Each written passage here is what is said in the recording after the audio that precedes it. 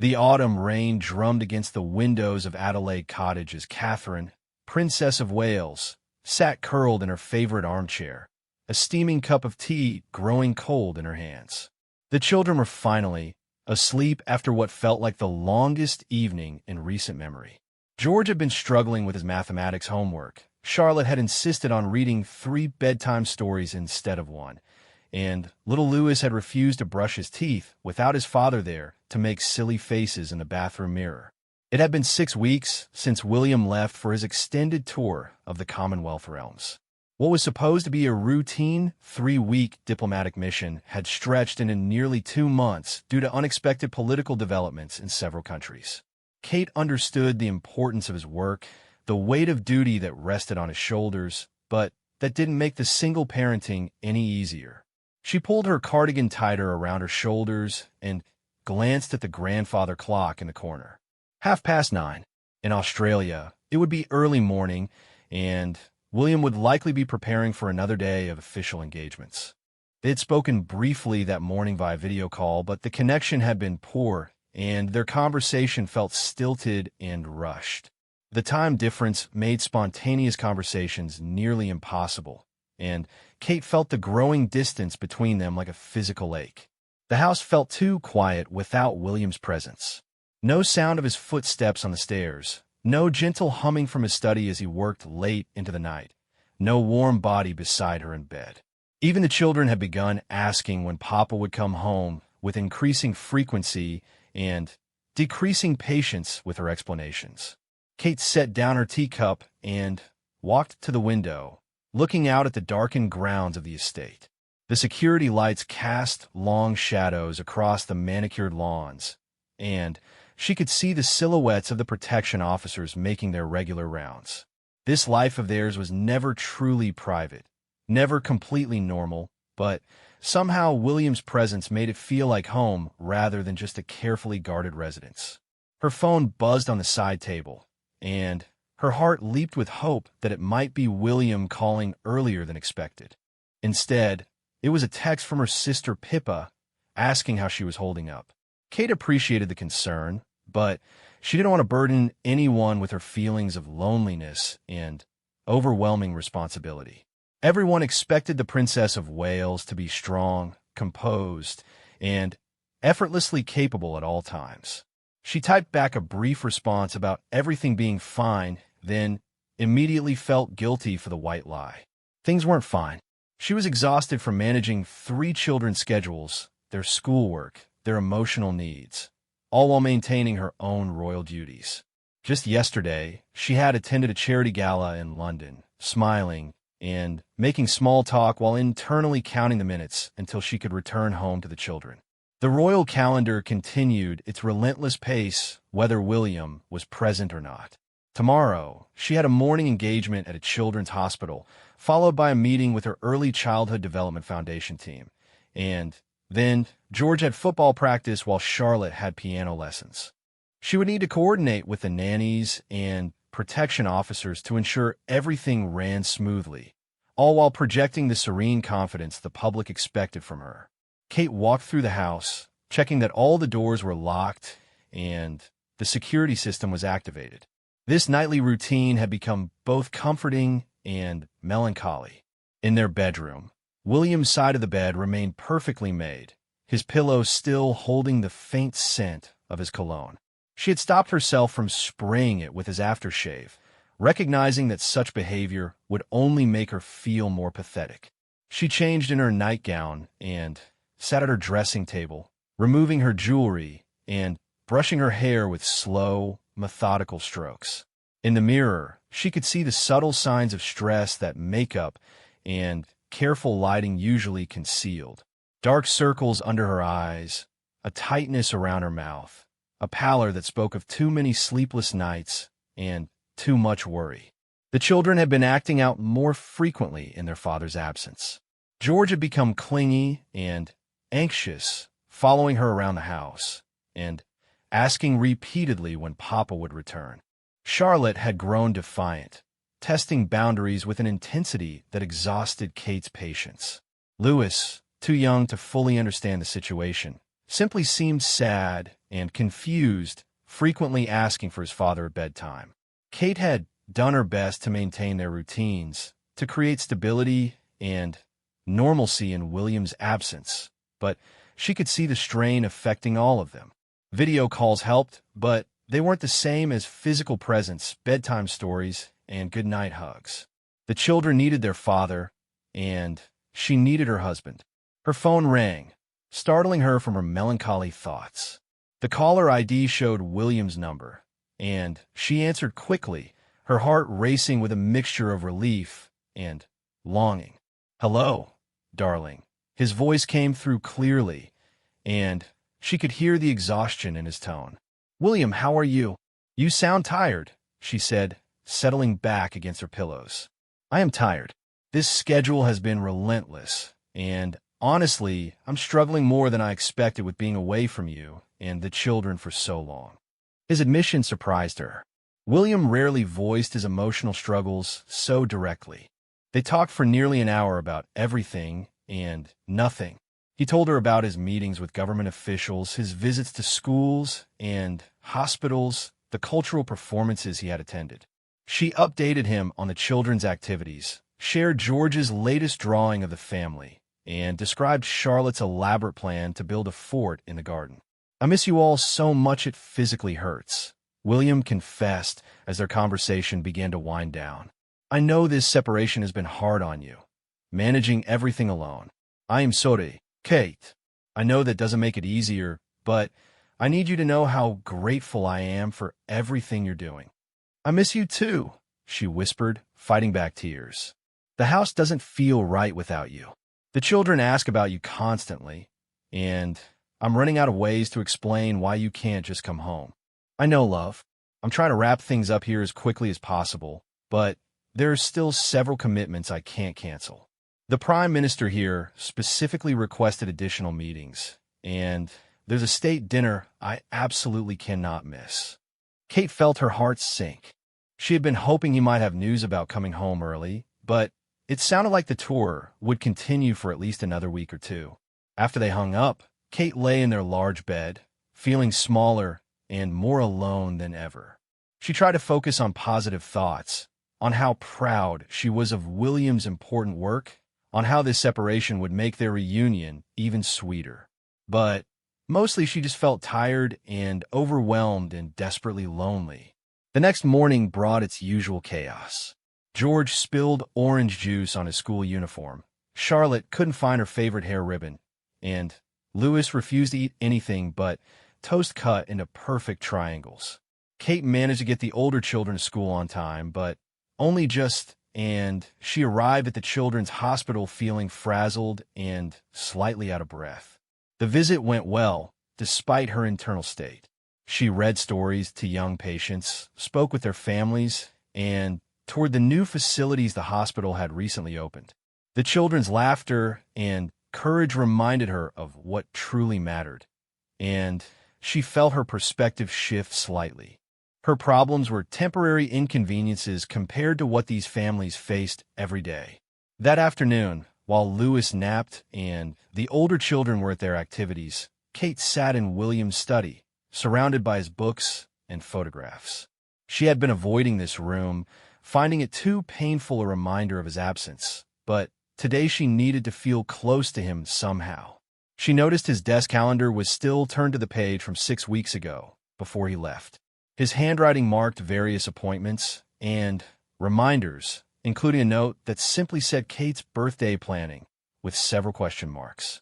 Her birthday was still 2 months away, but William always started planning celebrations well in advance. The sight of his familiar handwriting made her chest tight with emotion.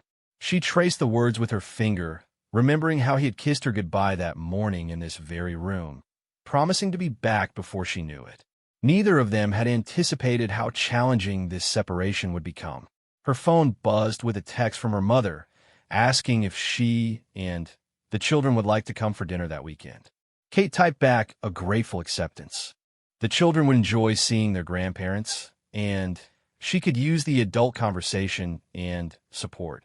As evening approached and the children returned home from school, Kate threw herself into the familiar routine of homework help, dinner preparation, and bedtime stories.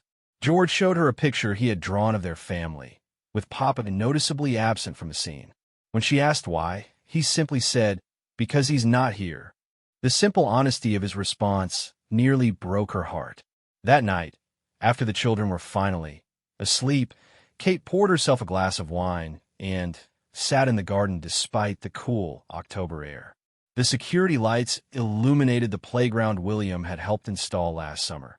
The swing set he had spent hours assembling while the children offered their enthusiastic but unhelpful assistance. She thought about their life together, how they had built this partnership over the years since their marriage. They had learned to navigate the pressures of royal life together, supporting each other through difficult times and celebrating the joyful moments.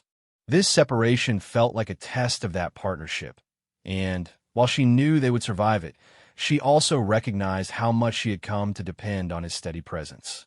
The wine made her feel slightly melancholy, and she found herself wondering if other royal spouses had faced similar challenges. The Queen had endured long separations from Prince Philip during his naval career. Diana had struggled with Charles's absences and his emotional distance. But Kate had always felt that she and William were different, that they had learned from the mistakes of previous generations. This separation was temporary, she reminded herself. William would return, their life would resume its normal rhythm, and this difficult period would become just a memory. But tonight, sitting alone in their garden, that future reunion felt impossibly far away. Her phone rang again, and she saw William's number. They had already spoken once today, which made this call unexpected. "Is everything all right?" She answered, worried that something might be wrong. "Everything's fine." His voice came through clearly. "I just couldn't stop thinking about our conversation last night. I can hear in your voice how hard this has been, and I need you to know that I'm doing everything in my power to come home as soon as possible." "I know you are," she said softly. "I don't want you to worry about us. We're managing, but you shouldn't have to just manage. This is supposed to be a partnership, and I've left you carrying everything alone. That's not fair, and it's not what either of us signed up for." They talked until Kate's wine glass was empty and her feet were numb from the cold. William told her about his day in more detail, sharing small observations and moments that made her feel more connected to his experience. She described the children's activities, their questions about when he would return, their small acts of missing him. "Louis asked me today if Papa had gotten lost," she told him, and they both laughed despite the sadness of it. "Tell him I'm not lost, just very far away. But I'm coming home as soon as I can," William said. After they hung up, Kate felt slightly better, more connected to her husband despite the thousands of miles between them. She gathered her courage and went to bed, determined to face another day of single parenting with grace and patience. What she couldn't know, as she drifted off to sleep in their empty bed, was that William was already making plans that would bring him home much sooner than either of them expected. And what she certainly couldn't anticipate was how his unexpected early return would reveal truths about their relationship that would change everything between them. 3 days after their late-night conversation, Kate woke to the sound of her phone buzzing insistently on the nightstand. The digital clock showed 5:47 a.m., and panic immediately flooded through her. Calls at this hour usually meant emergencies, medical crises, or security threats. She grabbed the phone with trembling fingers, expecting to see the palace's emergency number or perhaps her mother's contact information. Instead, William's name appeared on the screen. Her heart hammered as she answered, her mind racing through terrible possibilities. Had something happened to him? Was there a crisis that required immediate attention? "William? What's wrong?" she whispered urgently, not wanting to wake the children. "Nothing's wrong, darling. I'm sorry for calling so early, but I have news that couldn't wait." His voice sounded different somehow, lighter than it had in weeks. "I'm coming home." Kate sat up straighter in bed, suddenly wide awake. "When? How soon?" "Today. My flight leaves in 6 hours." There's been a change in the schedule that allowed me to conclude everything earlier than expected. The Prime Minister here had a family emergency, so the remaining meetings have been postponed indefinitely. I'll be home tomorrow evening. Tomorrow. Kate couldn't quite process the information. For weeks, she had been preparing herself for at least another 2 weeks of separation, possibly longer. The sudden shift felt surreal. I wanted to surprise you and the children, but I thought you might need some time to prepare. I know this is sudden. Kate laughed, a sound that came out somewhere between relief and hysteria. Sudden? William, this is the best sudden news I've ever received. The children will be over the moon. George has been marking days off on his calendar, and Charlotte made a paper chain countdown that she's been shortening every evening. They talked for another 20 minutes, with William explaining the complex diplomatic maneuvering that had allowed him to leave early, and Kate sharing the children's recent activities in more detail. After hanging up, she lay in bed for several minutes, hardly believing that her husband would be home in less than 24 hours. The day that followed felt electric with anticipation. Kate found herself cleaning the house with unusual intensity, changing bed linens that were already fresh, organizing rooms that were already tidy. She wanted everything to be perfect for William's return, though she knew he wouldn't notice or care about such details. When she picked up the children from school, she decided to wait until they were all home before sharing the news. George climbed into the car with his usual after-school exhaustion, slumping against the window with his backpack sliding off his shoulder. Charlotte chattered excitedly about her art project, a painting of their family that she had been working on for weeks. "Mummy, when is Papa coming home? Tommy's father has been gone for work for 2 weeks, and Tommy says that's a very long time, but Papa has been gone for much longer," George said as they drove through the estate gates. "Well," Kate said, glancing at him in the rearview mirror, "what if I told you that Papa is coming home sooner than we expected?" "How much sooner?" Charlotte asked suspiciously. She had developed a wariness about promises regarding her father's return, having been disappointed by several changed timelines. "Tomorrow evening," Kate said, and watched as both children's faces transformed. George's exhaustion vanished instantly. "Tomorrow? Really tomorrow?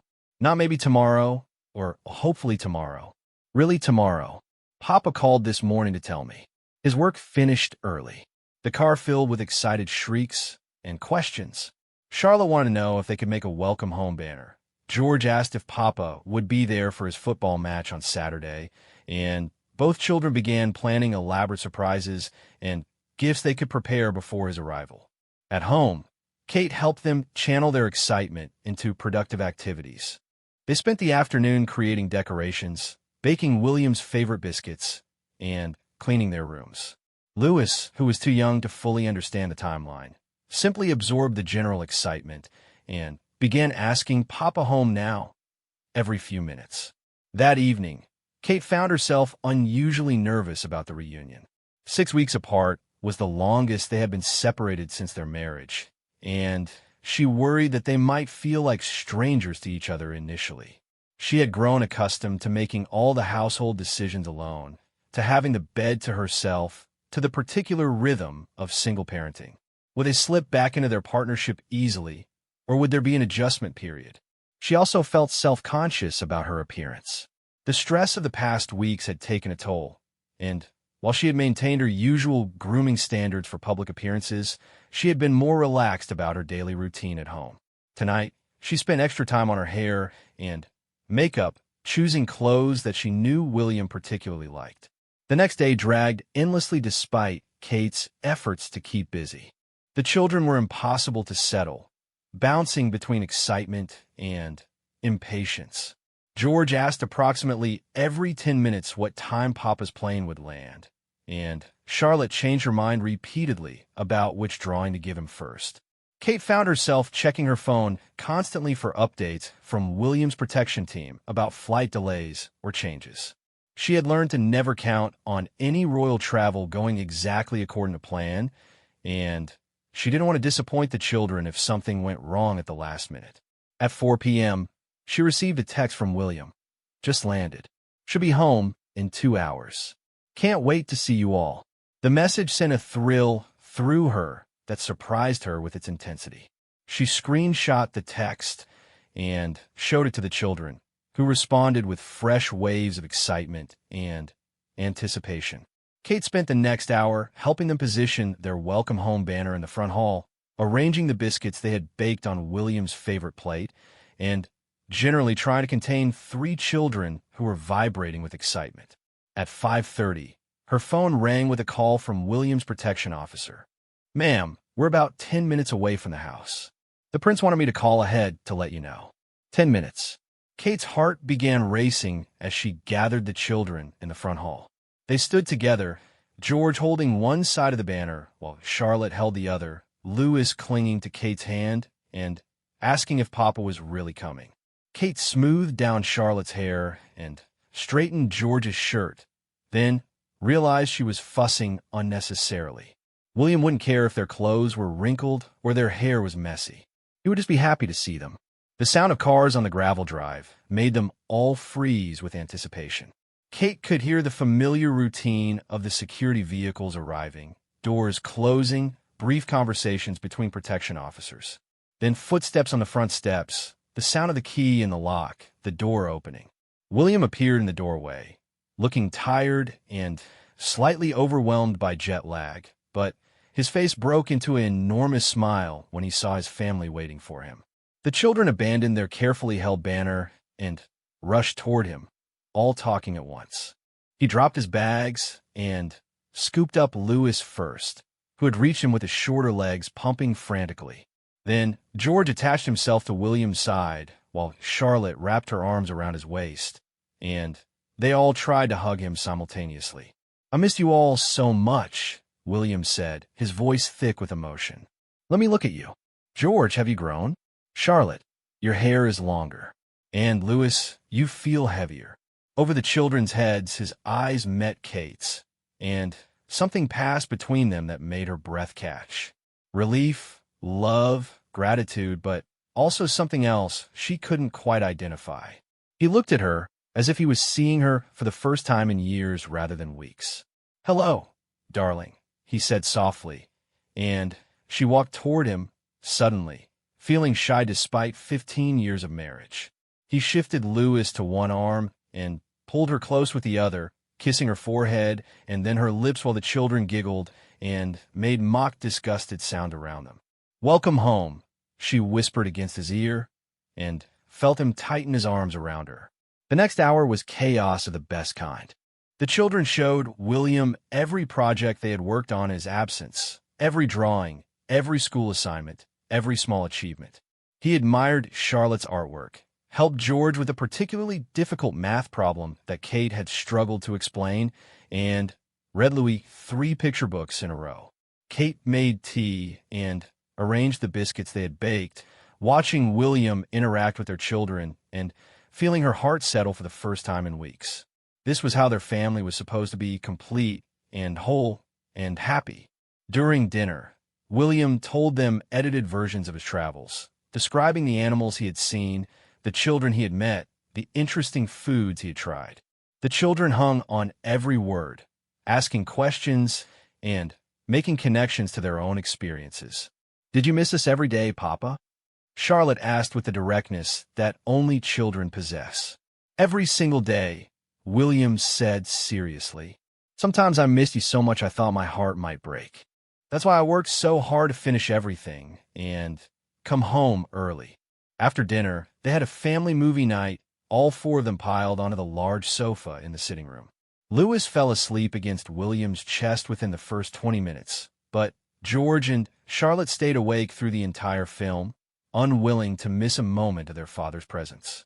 When it was finally time for bed, both older children extracted promises that Papa would still be there in the morning, that this wasn't a dream, that he wouldn't leave again while they were sleeping. "I'm not going anywhere," William assured them as he tucked George into bed.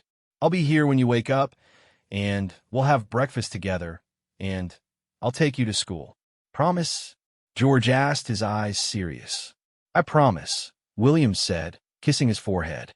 After the children were finally settled, Kate and William found themselves alone together for the first time since his return. They sat in their bedroom, both suddenly feeling the weight of the past 6 weeks and the strangeness of being together again. "It feels surreal that you're actually here," Kate said, curled up in the chair by the window, while William unpacked his suitcase. "I know. I kept thinking something would go wrong, that there would be a last-minute crisis that would delay my departure." He paused in his unpacking and looked at her seriously. "Kate, I need you to know how sorry I am about these past weeks. I know how hard it's been on you, managing everything alone. You don't need to apologize for doing your job," she said gently. "But I do, because watching you today, seeing how perfectly you've handled everything, how happy and secure the children are despite my absence, it made me realize something important. You've been carrying more of the load in our partnership than I understood, even when I am home." Kate felt something shift in her chest, a recognition of truth she hadn't fully acknowledged even to herself. "I've gotten used to managing most of the day-to-day decisions," she admitted. "It's easier sometimes than trying to coordinate everything between our schedules. But that's not fair to you, and it's not the partnership we both wanted. These weeks apart have given me perspective on how much you do, how much you've been doing all along." They talked late into the night about their roles, their expectations, the ways they could better support each other. It was a conversation they probably should have had years earlier, but sometimes it takes physical separation to reveal emotional distance. When they finally went to bed, Kate felt closer to William than she had in months, maybe years. His unexpected early return had brought more than just his physical presence home. It had brought a new understanding between them, a recognition of what they meant to each other, and how they wanted their marriage to work. As she drifted off to sleep with William's arm around her, Kate had no idea that his early return had been motivated by more than just missing his family. There were developments in his work, pressures, and decisions that he hadn't shared with her yet, changes that would affect their entire family in ways she couldn't yet imagine. But tonight, none of that mattered. Tonight, they were together, their family was complete, and tomorrow would bring whatever challenges lay ahead. The first few days after William's return felt like a honeymoon period. The children were constantly touching him, as if they needed physical confirmation that he was really home. George sat closer than usual during homework time. Charlotte insisted on holding his hand during their evening walks around the estate, and Louis rarely let William out of his sight. Kate found herself watching these interactions with a mixture of joy and concern. While she was thrilled to see her family reunited, she also noticed how the children's behavior revealed just how deeply William's absence had affected them. They had adapted to his being gone, but they had also been wounded by it in ways that were only now becoming apparent. On Thursday morning, 3 days after his return, Kate woke to find William's side of the bed empty. Panic fluttered briefly in her chest before she reminded herself that he was home, safe, probably just getting an early start to his day. She found him in his study, already dressed, and working at his laptop with a cup of coffee growing cold beside him. "You're up early," she said, settling into the chair across from his desk. "I couldn't sleep." "Jet lag, probably," he said, but something in his tone suggested there was more to it. Kate studied his face in the morning light streaming through the windows. There were shadows under his eyes that spoke of more than just travel fatigue, and a tension around his mouth that she recognized as his expression when dealing with particularly difficult royal duties. "William, is everything all right? You seem distracted since you came home. Is there something from the tour that's troubling you?" He looked up from his laptop, and for a moment she saw something in his eyes that made her breath catch. Uncertainty, worry, perhaps even fear. Then he seemed to shake himself and offered her a smile that didn't quite reach his eyes. "Just trying to catch up on everything that accumulated while I was away. Nothing that can't be handled." Kate knew her husband well enough to recognize when he was deflecting, but she also knew that pushing him when he wasn't ready to talk would only make him withdraw further. She kissed the top of his head and went to start breakfast, but the nagging feeling that something was wrong lingered throughout the day. That evening, while the children played in the garden after dinner, Kate and William sat on the terrace with glasses of wine, watching the sunset paint the sky in shades of orange and pink. It should have been a perfect moment, but Kate couldn't shake the feeling that William was somewhere else entirely. "The children have been so happy since you came home," she said, watching George push Charlotte on the swing while Louis toddled around the playground equipment. "They have," William agreed, but his voice sounded distant. "George told me yesterday that he's not going to make any more calendar countdowns because he never wants you to go away again," Kate continued, hoping to draw him into the conversation. "Kate," William said suddenly, turning to face her fully, "we need to talk about some things. About changes that are coming." Her wine glass paused halfway to her lips. The serious tone of his voice, the way he had chosen this moment when the children were occupied, but still visible, told her that whatever he was about to say was significant. "What kind of changes?" William was quiet for a long moment, watching their children play. When he spoke, his words came slowly, as if he was still processing the information himself. "The tour went well, better than expected in many ways. But it also revealed some challenges that need to be addressed. There are questions about the future of the monarchy in several Commonwealth realms, discussions about modernization, and relevance that can't be ignored." Kate felt her stomach tighten. "What does that mean for us? For our family?" "It means my role is going to expand significantly. There are new initiatives being planned, more travel, increased responsibilities. The king has asked me to take on a leadership position in modernizing our approach to the Commonwealth relationships." "More travel," Kate repeated, the words tasting bitter in her mouth. "How much more?" "Potentially several months out of the year. Extended tours, relationship-building missions, new programs that require sustained presence rather than brief visits."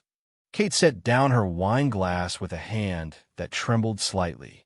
"Several months?" "William, we just went through 6 weeks of separation, and it nearly broke all of us. The children struggled. I struggled. You struggled. How can we possibly manage several months repeatedly?" "I know," he said quietly. "I know how difficult the past 6 weeks have been. That's part of why I came home early, why I needed to talk to you about this in person rather than over a phone call. But you've already accepted these new responsibilities, haven't you?" Kate asked, though she could see the answer in his expression. "The conversation started while I was still abroad. The opportunities being presented, the potential impact, it's exactly the kind of work I've always wanted to do. Meaningful diplomatic relationships, modernizing the monarchy, creating real change rather than just ceremonial appearances." Kate understood immediately why this would appeal to William. Throughout their marriage, she had watched him struggle with the more traditional aspects of royal duty, the ribbon-cutting ceremonies, and formal dinners that felt empty of real purpose. This new role would give him the chance to make a genuine difference, to use his position for substantial diplomatic work. But understanding didn't make it easier to accept. "When would this start?" she asked. "The first extended tour would be in the new year. 3 months in the Pacific region, working on climate change initiatives and Commonwealth cooperation agreements." 3 months. Kate tried to imagine managing 3 months of single parenting, 3 months of the children asking when Papa would come home, 3 months of sleeping alone in their bed. The thought made her feel physically sick. "I haven't given them a final answer yet," William continued. "I told them I needed to discuss it with you first, that any decision would need to work for our family." "But this is your dream job," Kate said, and she could hear the defeat in her own voice. "How can I ask you to turn down something this important?" "Because my family is more important," William said firmly. "Because these past 6 weeks taught me that success in my professional role means nothing if it costs me my marriage and my relationship with my children." They sat in silence for several minutes, watching the children play while the light gradually faded from the sky. Kate's mind raced through possibilities, trying to find a solution that would allow William to accept this opportunity without destroying their family life. "What if we approached this differently?" she said finally. "What if, instead of you traveling alone for months at a time, we found ways for the family to travel together when possible? Or for shorter, more frequent trips rather than extended absences?" "I suggested something similar," William said. "But the nature of the work requires sustained presence, relationship building over time. and taking the children out of school, repeatedly disrupting their education and stability, doesn't seem fair to them either. Kate knew he was right. George was at a crucial point in his education. Charlotte was thriving in her current school environment, and Louis needed consistency and routine. Uprooting them repeatedly would create different, but equally serious problems. "There's something else," William said, his voice even more serious than before. "This role would likely position me as the heir apparent's primary representative abroad. It's essentially preparation for when I become king, establishing the relationships and frameworks I'll need in that role." The weight of that statement settled over Kate like a heavy blanket. This wasn't just about William's current career aspirations. This was about preparing for their future as king and queen, about the responsibilities they would inherit and the sacrifices that would require. "So this is inevitable, in one form or another," Kate said. "Not inevitable, but increasingly likely. The world is changing, and the monarchy needs to change with it. If we don't adapt, if we don't prove our relevance and value, the institution itself is at risk." Kate understood the broader implications of what he was saying. The monarchy's future depended on leaders who could navigate complex international relationships, who could demonstrate the crown's value in a modern world. William had the skills and vision to do that work, but it would require sacrifices from their entire family. "I need time to think about this," she said finally. "Of course. And, Kate, I want you to know that whatever we decide together. If you can't support this new role, if it would be too damaging to our family, then I'll find a way to decline it." That night, Kate lay awake long after William had fallen asleep, staring at the ceiling and trying to process everything he had told her. Part of her wanted to tell him to decline the opportunity, to choose their family's immediate happiness over these larger responsibilities. But she also knew that asking him to turn down this role might damage their marriage in different ways. William was passionate about meaningful service, about using his position to create positive change. If she forced him to choose between his family and his sense of purpose, would he eventually resent that choice? Would he spend years wondering what might have been, what contributions he could have made? The next morning, Kate woke to find William already gone from their bed again. This time, she found him in the garden, sitting on the bench where they often watched the children play, staring out at the grounds with a cup of coffee in his hands. "Couldn't sleep again?" she asked, settling beside him. "I keep thinking about the children's faces when I told them I might have to travel more." George got that worried look he gets when he's trying to be brave about something that scares him. Charlotte asked if this means I don't want to live with them anymore. Kate's heart clenched at the image. "What did you tell her?" "I told her that I will always want to live with them, that nothing could ever change that. But I also realize that my actions have to match my words. If I choose a role that takes me away from them for months at a time, how is that different from choosing not to live with them?" "Because you're doing it for important reasons, to serve others, to prepare for future responsibilities," Kate said, though the words felt hollow even as she spoke them. "The children don't understand those reasons. They just understand whether Papa is home or not." They sat together in the morning light, both lost in their own thoughts about an impossible decision. Kate could see the conflict tearing at William, the struggle between duty and family, between personal fulfillment and present happiness. "Maybe," Kate said slowly, "we need to think about this differently. Instead of seeing it as a choice between your career and our family, maybe we need to figure out how to make both work." "What do you mean?" "I mean, maybe it's time for me to step up my own role, to take on more responsibilities so that the institution doesn't depend so heavily on you being everywhere at once. Maybe we need to rethink how we divide the work, how we support each other's contributions." William looked at her with surprise and something that might have been hope. "You'd be willing to do that?" "I'd be willing to explore it.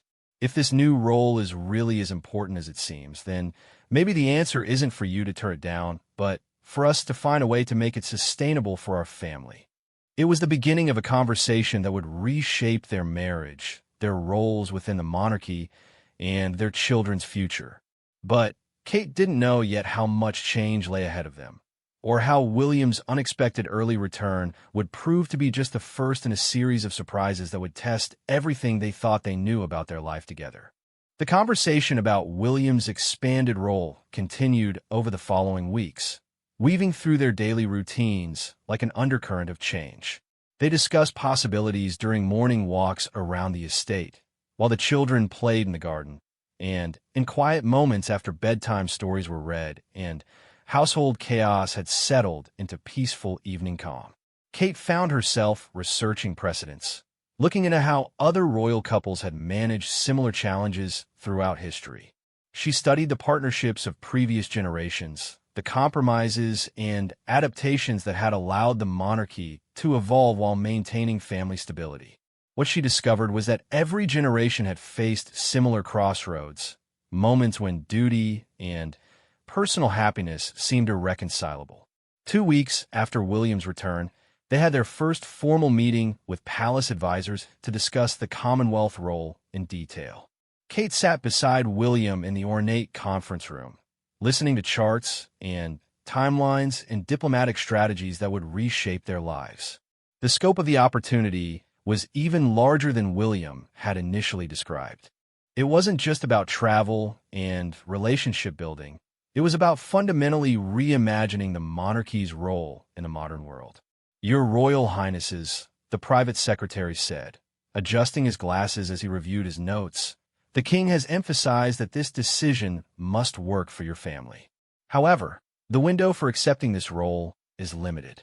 Several other Commonwealth leaders have expressed interest in similar initiatives, and if we don't move forward, the opportunity may not arise again." Kate felt the pressure of that timeline, the weight of making a decision that would affect not just their family, but the future of the institution they served.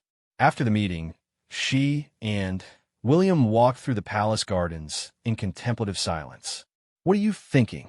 William asked eventually. "I'm thinking about the children," Kate said honestly. "About how we explain to them that Papa's job requires him to be away for months at a time, and how we help them understand that it's not a choice against them, but a choice for something larger." "And what conclusion are you reaching?" Kate stopped walking and turned to face him fully. "I think we need to be honest with them about what this role means, include them in the decision-making process in age-appropriate ways. George is old enough to understand some of these concepts. Charlotte has strong opinions about fairness and important work. Even Louis can grasp basic ideas about helping other people." That evening, they gathered the children in the family sitting room for what William later described as one of the most important family meetings of their lives. Kate had prepared carefully, thinking through how to explain complex concepts of duty and service to minds that range from 9 years old to 3 years old. "We want to talk to you about Papa's work," Kate began, settling Louis on her lap while George and Charlotte flanked William on the sofa. "You know that Papa had to travel for a long time recently, and that was difficult for all of us." "I didn't like it," Charlotte said immediately. "It made me sad every day." "I know, sweetheart. It made all of us sad. But Papa's work helps many people in countries far away from here, and sometimes that work requires him to travel." William took over, explaining in simple terms about the Commonwealth, about countries that had once been part of the British Empire and were now independent nations that chose to maintain relationships with the Crown. He told them about children in these countries who needed schools and hospitals, about leaders who worked together to solve problems like climate change and poverty. "There's a new job that Papa has been offered," William continued. "It's a job that would help many, many people, but it would also require me to travel more than I have before. Mummy and I are trying to decide if this is something our family can manage." George, ever the serious older brother, asked the question Kate had been dreading. "How much more traveling?" "Possibly several months at a time," William said gently. "Which is why this is such a difficult decision. I don't want to be away from you for that long, but I also don't want to miss the chance to help people if there's a way to make it work for our family." Charlotte's response was immediate and fierce. "Then don't take the job. We need you here." "But Papa helps people when he travels," George said, working through the moral complexity with the seriousness he brought to difficult math problems. If he can help lots of people, maybe it's worth it. The conversation continued for over an hour, with each child expressing their fears, their questions, their understanding of the competing demands. Louis, too young to fully grasp the implications, simply repeated that he wanted Papa to stay home, while George and Charlotte wrestled with concepts of sacrifice and service that were remarkably sophisticated for their ages. "What if," Charlotte said suddenly, "we could sometimes come with you? Not to the boring meetings, but to see the places and meet some of the children." It was an idea they had discussed privately, but hearing it from Charlotte gave it new weight. William looked at Kate with raised eyebrows, and she could see him recalculating possibilities. "That might be possible sometimes," Kate said carefully.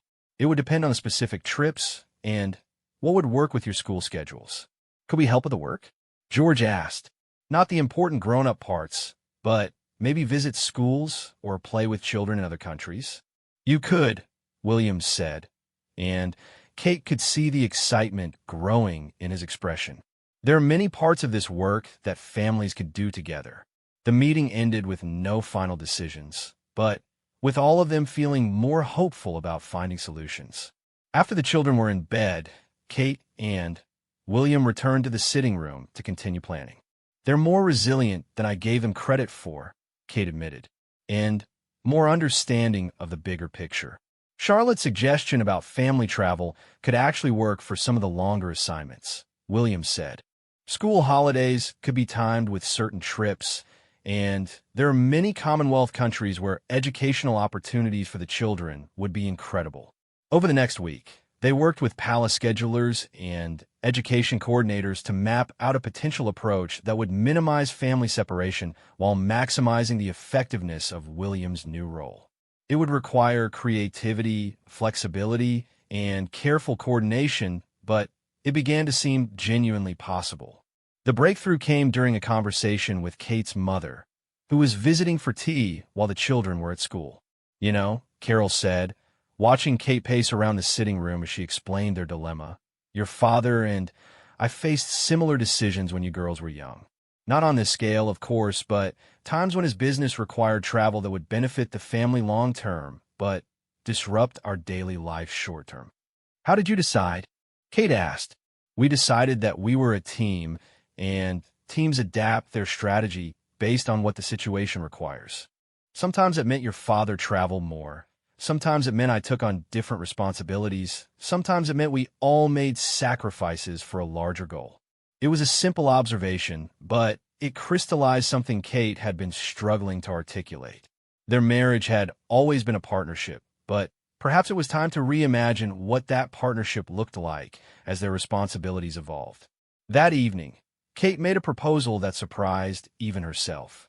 "What if I took on a larger role in the domestic royal duties while you focus on the Commonwealth work?" she suggested. "More patronages, more ceremonial responsibilities, more of the day-to-day work that keeps the monarchy visible and relevant in Britain." William looked at her with surprise. "That would be a significant increase in your workload. But it would also be meaningful work that I could do while staying closer to home with the children. And it would free you to focus on the international relationships without worrying that domestic responsibilities were being neglected." They spent the next several days developing this idea, consulting with advisors, researching how such a division of labor could work practically and constitutionally.